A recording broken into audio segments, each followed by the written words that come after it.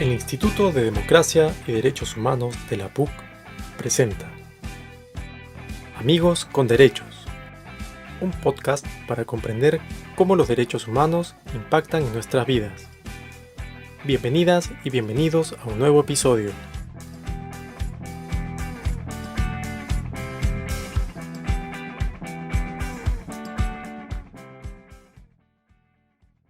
Hola, ¿qué tal? Bienvenidas, bienvenidos todos, todas a Amigos con Derechos, un podcast para entender cómo los derechos humanos impactan en nuestras vidas. Y el día de hoy estamos hablando de la informalidad laboral. El crecimiento de la informalidad es un problema de cómo funciona la economía, es un problema específico de la pandemia. Para este primer bloque tenemos al abogado Ernesto Aguirre, él es docente de la PUC. Ernesto, ¿cómo estás? Mucho gusto, buenas tardes.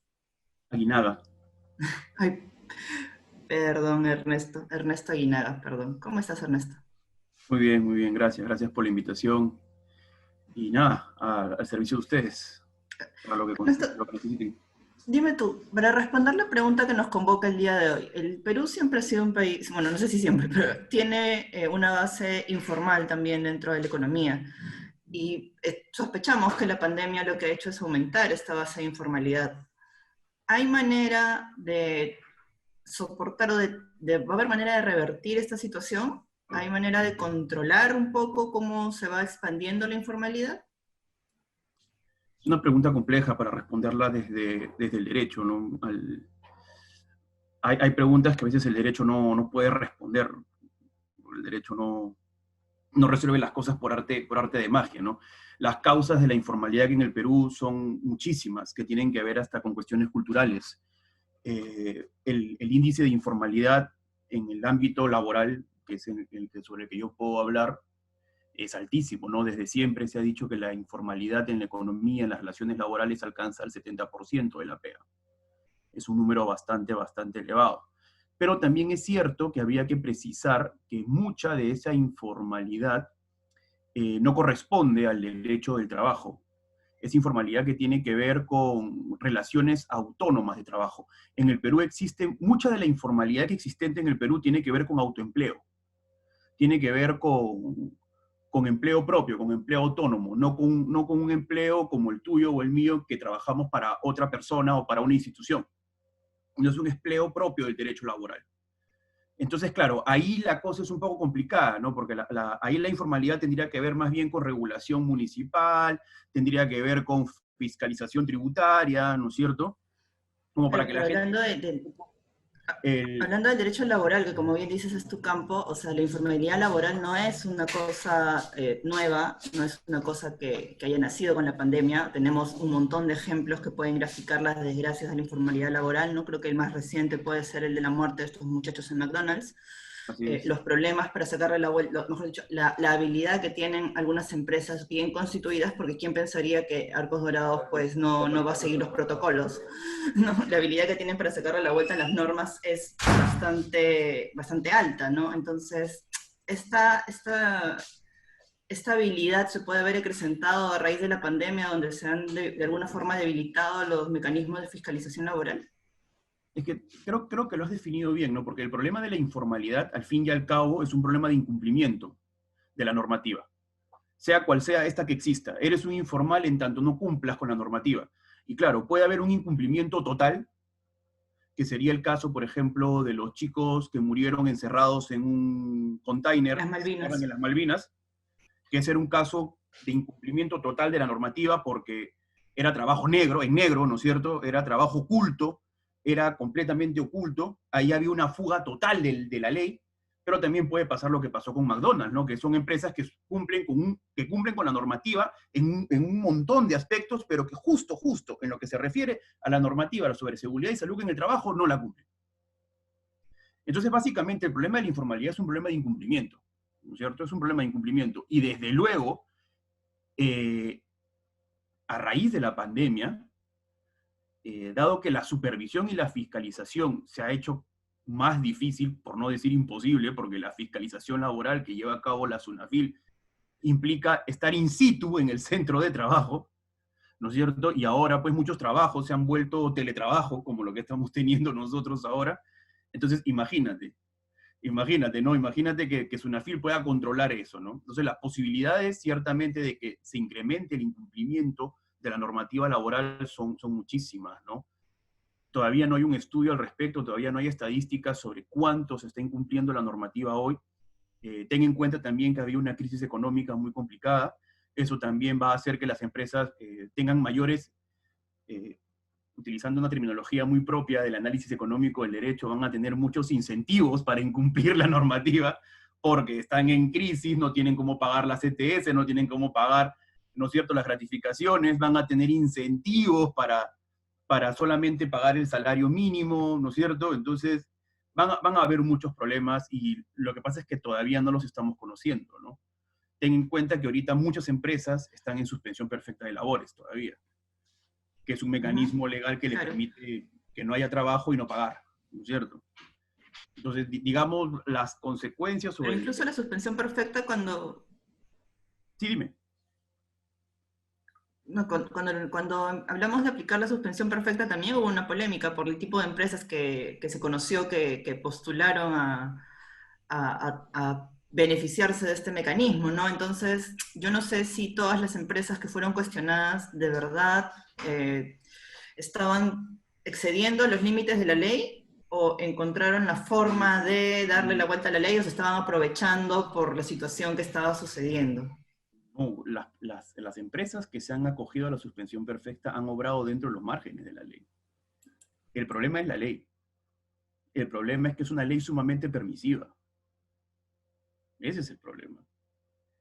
Acá no se ha tomado en cuenta la norma estipula que uno se puede ir a la suspensión perfecta porque por tu naturaleza no puedes operar o porque o pudiendo operar, estás en una situación económica deficitaria. El problema es que en ningún lugar, en ningún momento se toma en cuenta o uno se pregunta si es que el empleador tiene alguna obligación de colaborar o ayudar a los trabajadores que están en esta situación. Entonces, para nada en la ley aparece un análisis o una pregunta sobre, por ejemplo, la capacidad económica de un monstruo como Cineplanet, por ejemplo. Y entonces, claro, Cineplanet es una empresa enorme, es una empresa, una transnacional, es una empresa que le pertenece al hombre más rico del Perú, ¿no es cierto? Y claro, como no puede operar, porque efectivamente no puede operar, entonces... Eso no está en duda, no puede operar. No puede operar, ¿no es cierto? Entonces, como no puede operar, entonces, ¿cómo va a seguir pagando salarios, no? Eso no tiene sentido. En la lógica empresarial no tiene ningún sentido, ¿no es cierto? Para nada, no tiene razón de ser, ¿no es cierto? Claro, y las empresas que supuestamente pudiendo operar se acogen a la suspensión perfecta de labores, son empresas que están pasando por una crisis económica. Pero la crisis económica se determina por comparación con el mismo mes del año anterior. Entonces, claro, un montón de empresas, ¿no es cierto?, que vieron sus ingresos, claro, abrupto por la paralización de la economía, están en crisis, porque en relación con el mismo mes del año anterior, pues están percibiendo cero. Claro. Entonces, claro, no tiene ningún sentido, ¿no? Por ejemplo, en estos casos, la norma no te exige evaluar, por ejemplo, las reservas que pudiera tener la empresa, no te exige evaluar las líneas de crédito que pudiera tener la empresa, no te exige evaluar las ganancias acumuladas. O sea, da igual que hubiera sido una empresa que durante 5, 6, 10 años ha tenido un crecimiento brutal, ¿no es cierto? Y solamente porque este año ha caído por la pandemia se puede acoger a la suspensión perfecta. Claro. Entonces es un problema de la elaboración de la ley. Claro. Es la propia ley la que ha ocasionado este problema. No es, o sea, en realidad no tienes que ser un mal empresario, no tienes que ser un pillo, simplemente tienes que aplicar la norma, nada más, ¿no? Y desde luego, tienes el problema de que hay empresarios que habiendo recibido plata de Reactiva Perú, se han acogido a la suspensión perfecta, ¿no? No había un cruce. No había un cruce que diga, oye, si tú has recibido plata de Reactiva Perú, no te puedes ir a la suspensión perfecta. Claro, o sea, nunca hay cruces en el Estado, eso lo sabemos, ¿no? Entonces es, como tú dices, claro, al final la norma se ha hecho tan bien que favorece a los que siempre terminan siendo favorecidos, ¿no? Pero también para ellos, no tan mal para los demás. No, para los demás no, para nada. Para los demás no. Pero Para la inmensa entonces las leyes laborales siempre giran en torno a que los empleadores sean sí, pues a que las empresas, los empleadores sean o sea, resguardar su beneficio.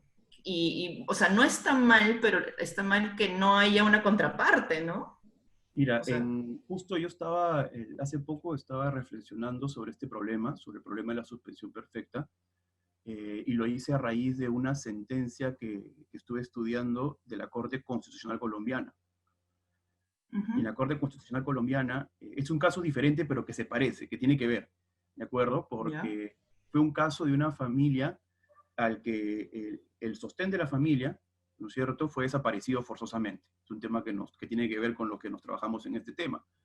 Y Ujú, claro, la familia no tenía para subsistir, para sobrevivir, y en el edificio en el que vivían los querían echar por falta de pago de la renta.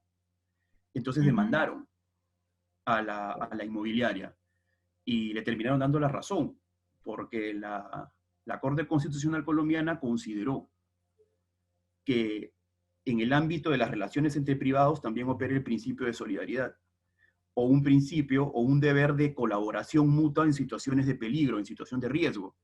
Un deber que existe en el Perú, por ejemplo, si tú vas caminando por la playa y ves que un niño se está ahogando, tú no puedes ser indiferente, tú no te puedes voltear e irte. Si tú haces eso, claro, el Código Penal te sanciona. Tú tienes, al menos claro. tendrías que llamar o sea, no te exige que te Al metas tú a salvavidas. sacarlo del agua, pero al menos tienes que llamar al salvavidas o a la policía o al menos gritar auxilio, ¿no es cierto? O Claro. sea, digamos, tú puedes observar que en el mundo del derecho y en general en el ámbito de las relaciones personales, la indiferencia está proscrita. Entonces, claro, habría que preguntarse si tal y como está regulada esta ley, la ley que permite la suspensión perfecta, lo que ha hecho es garantizar la indiferencia en el ámbito de las relaciones privadas entre personas que teniendo la posibilidad de contribuir, no lo hacen, ¿no? Es una situación es bien complicada y como te digo, hay ejemplos en la legislación que te permiten decir que sí existen estos deberes de colaboración en situación de riesgo. Por cierto, en el ámbito laboral existen, pero en sentido inverso. El trabajador tiene el deber de colaborar con el empleador cuando el empleador está en riesgo. Eso está en la Ley de Seguridad y Salud en el Trabajo. Por ejemplo, imagínate que yo estoy aquí en mi oficina, en la universidad, y se comienza a incendiar, pues no sé, el tacho de basura.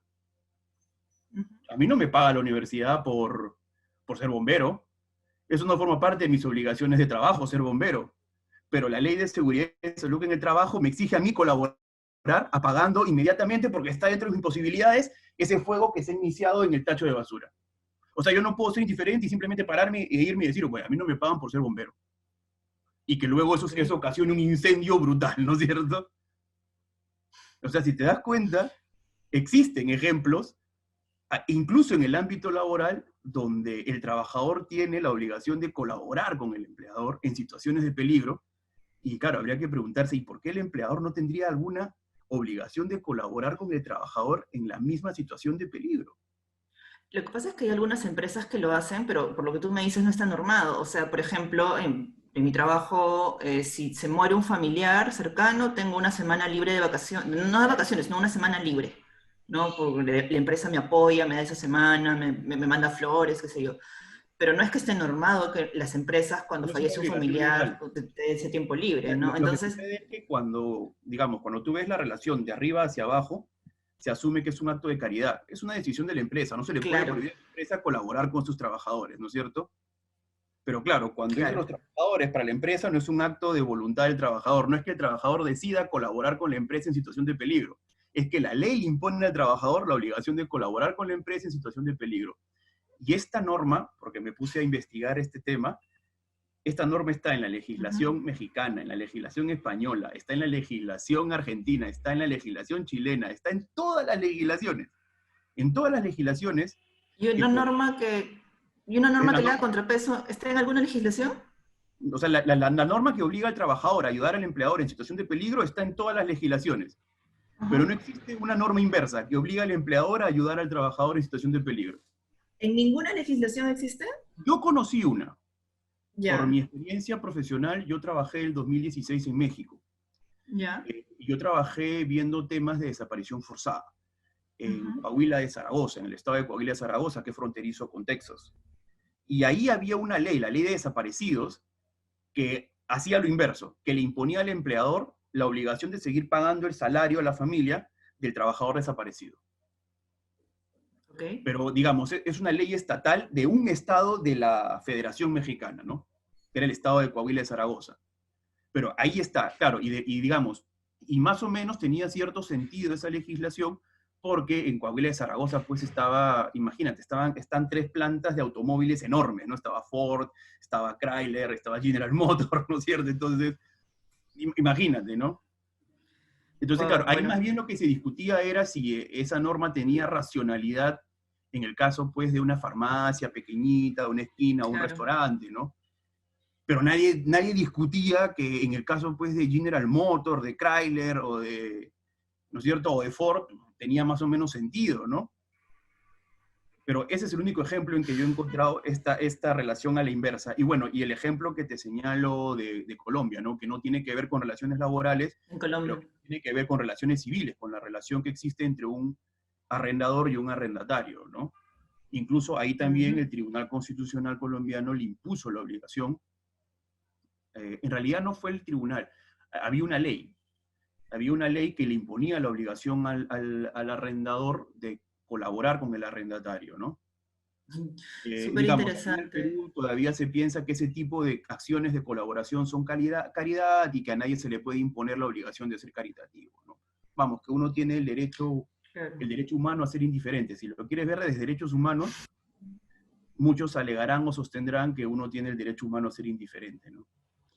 Y es terrible de verdad que no exista, es terrible ver lo desprotegidos que estamos no solamente en el Perú, sino alrededor del mundo, quienes no tenemos la sartén por el mango de la economía o del poder político, ¿no? Claro, porque Ernesto, de verdad ha sido un gusto conversar contigo y un gusto conocerte, espero que tengamos la oportunidad de conversar otra vez, ha sido súper interesante esta conversación, pero tenemos que terminar por terminado este bloque. Muchas gracias por estar aquí el día de hoy. No, gracias por la invitación y quedo a la disposición de ustedes para lo que lo consideren pertinente.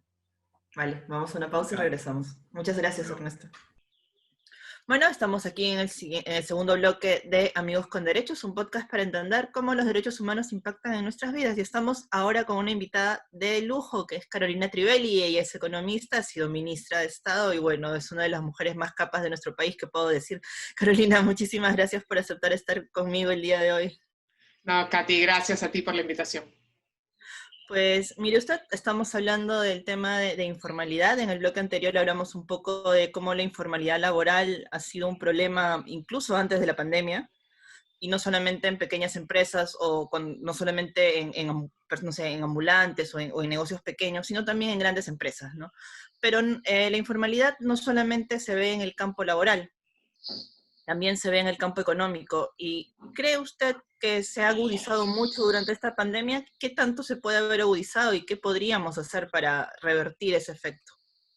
A ver, la informalidad desgraciadamente atraviesa todos los aspectos de nuestra vida social, cultural, política, económica en el Perú. Y por eso creo que el desafío es cómo comenzamos a repensar el tema de la informalidad para salirnos de los temas más legalistas, digamos, ¿no? Este no es un tema de si cumples o no cumples las normas, si tienes o no tienes permisos, si pagas o no pagas sobre costos, mal llamados sobre costos laborales, sino cómo nos conducimos, cómo nos relacionamos entre nosotros. Y la informalidad ha sido como vista como una solución, ¿no? Cuando a todos nos va bien y lo hacemos de modo informal, bueno, ya qué importa que seamos informales. Ahora que hay una crisis, ¿no? La informalidad nos pasa factura, ¿no? Y realmente agudiza muchos de los problemas. Durante la pandemia hemos visto problemas crecer por el carácter informal de cómo nos relacionamos en lo económico, en lo cultural, en lo político, en lo social. Entonces creo que ese es el desafío. No se trata de pelear o no con la informalidad, sino de reconocer que la informalidad nos está pasando facturas, está amplificando efectos negativos de la crisis, porque impide que tengamos relaciones, entre comillas, formales, con el Estado, con las empresas, con nuestros empleadores, con nuestros vecinos, con las propiedades, con a quienes les compramos productos, ¿no? Y entonces eso impide que podamos usar esas redes de consumo, de trabajo, de actividad social, cultural, política, para que se conviertan en redes de soporte en el marco de la crisis. Uh-huh. ¿Hay algún aspecto de la informalidad, de estas múltiples informalidades, que usted haya visto que se ha agudizado en esta pandemia o que ha sido como que uno de los más graves y uno contra los que más tendríamos que luchar? La informalidad, lo que logró en los años anteriores, que fue por lo que ha sido tan exitoso ser informal, fue que mantuvo a miles, decenas de miles de ciudadanos y ciudadanas fuera del radar del Estado, ¿no? No querían que el Estado los conozca, no querían que el Estado se meta con ellos, querían que el Estado los deje salir adelante por sí solo. Y hoy día, eso es lo que ha impedido que el Estado pueda llegar con acciones de soporte para reactivar sus pequeños negocios, para ayudarlos con el bono, para entregarles una canasta de alimentos, ¿no? Entonces, creo que hoy día más que nunca tenemos que dejar en evidencia que esa informalidad que nos desconecta de nuestras instituciones, ¿no? A ratos puede darnos la falsa sensación de que es una ventaja, ¿no? Porque no pagamos tal o cual impuesto, porque no tenemos que pagar por tal o cual permiso, pero en tiempos de crisis es evidente que esa informalidad nos cuesta, nos impide relacionarnos. Entonces, el Ministerio de Economía saca una propuesta de un programa, digamos, de crédito, ¿no? Y no nos llega a nuestra pequeña empresa porque no existimos para ellos.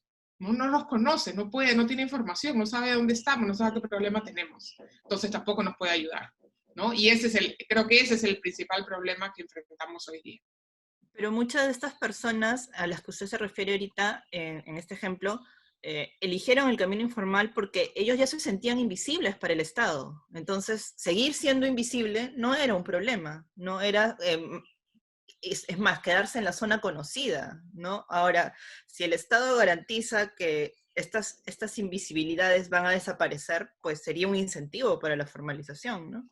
Por supuesto, y no creo que nadie prefiera, por definición, ser informal que ser formal. Lo que pasa es que ser formal es complicado, es costoso, tiene un montón de requisitos, ¿no? Y exige más recursos, exige cosas que a veces realmente no se pueden cumplir.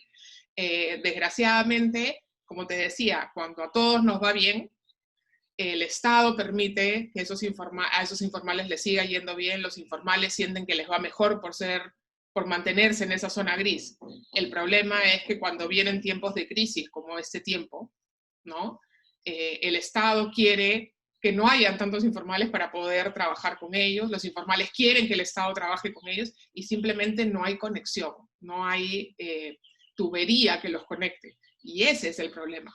Es nuestro Estado que prefirió no mirar y las personas que prefirieron no ser vistas, ¿no? Entonces, aquí hay un problema mayor que la voluntad o del Estado o de las personas de optar por una vía informal.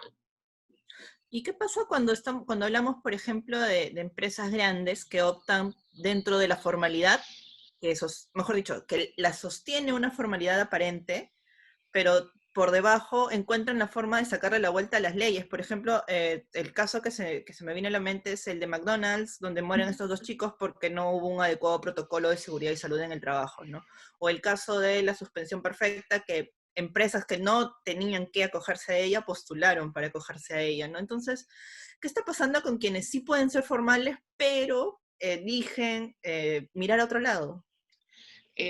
Pasan dos cosas, ¿no? Una es que el mundo no es blanco y negro entre ser formal y ser informal, ¿no? Todos tenemos algún grado de informalidad, ¿no? Y las empresas no escapan a ellos. Y hay una zona gris muy grande en las empresas que realizan una parte de sus actividades en este mundo intermedio gris, informal, semiformal.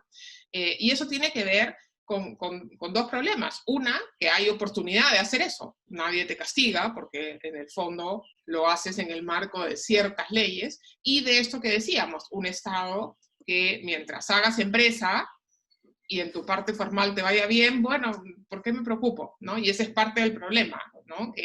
dejamos hacer, ¿no? Pensando que esa es la única forma de seguir hasta hace poco creciendo, ¿no? Ampliando la actividad económica, y es una locura. Bueno, al Estado se le hacía cómoda también esta informalidad, ¿no? A todos les es funcional, el Estado también tiene sus actividades informales, ¿no? Uh-huh. Claro, pero ¿cómo el Estado puede combatir su misma informalidad, ¿no? O sea, ¿hay voluntad? ¿Usted ve voluntad? Yo creo que hay hoy día, más que nunca, conciencia de los costos que impone la informalidad en el Estado, en la empresa, en la sociedad. Creo que para hacer un cambio en ello se requiere más que voluntad, ¿no? Requieres un plan de mediano plazo y un acuerdo político, económico y social más grande que la voluntad de un ministro, que el discurso de un presidente. Y creo que como no tenemos ninguna capacidad de hacer algo que nos comprometa a más de dentro de unas pocas semanas, ¿no? Como país. Y ese es el problema. El tema de la informalidad en el Perú es un problema estructural. Refleja una estructura del país. Y para cambiar esa estructura necesitamos un plan de largo plazo, un plan realista y factible, y para eso necesitamos un acuerdo mayor. ¿Quién va a construir ese acuerdo? ¿Quién va a respetar ese acuerdo? ¿Quién va a implementar ese acuerdo? Es bien difícil de imaginar en un país con una debilidad institucional y con problemas serios de representación. Bueno, Carolina, muchas gracias a usted por acompañarnos en este programa, de verdad siempre poniendo los pies sobre la tierra. Yo se lo agradezco mucho. Nada, le mando un abrazo y saludos a todas las personas que nos están siguiendo a través de Zona PUC o de nuestras redes sociales o de Spotify. Hasta la próxima. Hasta aquí llegamos con este episodio de Amigos con Derechos, un podcast para comprender cómo los derechos humanos impactan en nuestras vidas. Amigos con Derechos es producido por el Instituto de Democracia y Derechos Humanos de la PUC. El programa es conducido por Catherine Subirana, producido y mezclado por Fanta Quejara y Almendra Sánchez. El equipo lo dirige Patricia Barrante. Si te gustó este episodio, puedes volverlo a escuchar todos los lunes desde Zona PUC, además de seguirlo por Spotify, iVoox y el Facebook del IDPUC. Nos puedes encontrar en @IDPUC.